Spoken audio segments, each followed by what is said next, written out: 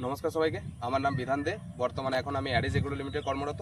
তো আজকে আপনাদের সাথে কথা বলবো ধানের চারা নিয়ে, বিশেষ করে গোবিন্দভোগ চাল বা দানাগুড়ি বা আপনার খাস ধানের যে বীজ হচ্ছে সেই ধানের চারা নিয়ে আজকে আমরা কথা বলবো। তো বিশেষ ক্ষেত্রেই দেখা যাচ্ছে এখন যে চারা জমিতে চারাগুলো চাষি বীজ ফেলার পর যে চারাগুলো বেরিয়ে আসে, তো বেশিরভাগ ক্ষেত্রে এই ধানের পাতাগুলো অধিকাংশ ক্ষেত্রেই সাদা। এবং আর ধানের চারার বয়স যখন 18 থেকে 20 দিনের মতো হয়ে থাকে, তো ছত্রাকজনিত কারণে এই ধানের পাতায় বিভিন্ন ধরনের কালো কালো স্পট দেখা যায়।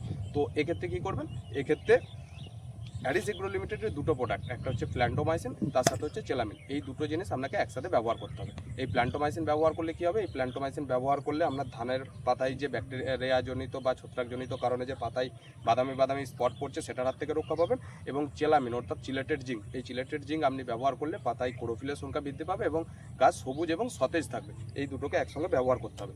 তাছাড়া পরবর্তীকালে ধানেতে যে বিএলবি রোগ আছে, সেই বিএলবি রোগ প্রতিরোধের জন্য বা ধানেতে জিঙ্কের ঘাটতির জন্য যে খয়রা রোগ দেখা যায়, সেইটার টিকাকরণ হিসেবেও আপনি প্ল্যান্টোমাইসিন আর চেলামিন দুটোকে একসাথে আপনার ধানের জমিতে মোটামুটি 18-20 দিনের মধ্যে আপনি আপনার ধানের চারাতে প্রয়োগ করতে পারেন।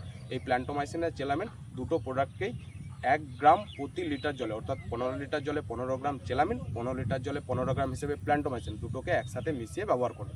এই দুটোকে একসাথে মিশিয়ে আপনি ব্যবহার করলে আপনি একটা সুস্থ সবল রোগমুক্ত চারাগাছ আপনি আপনার মূল জমিতে রোপণ করতে পারবেন। তো এতদিন পর্যন্ত যে সমস্ত চাষিরা এতদিন ধরে প্ল্যান্টোমাইসিন চেলামিন ব্যবহার করছিল তারা উপকৃত হচ্ছে।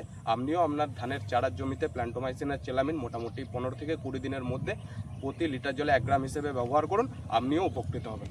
অনেক অনেক ধন্যবাদ।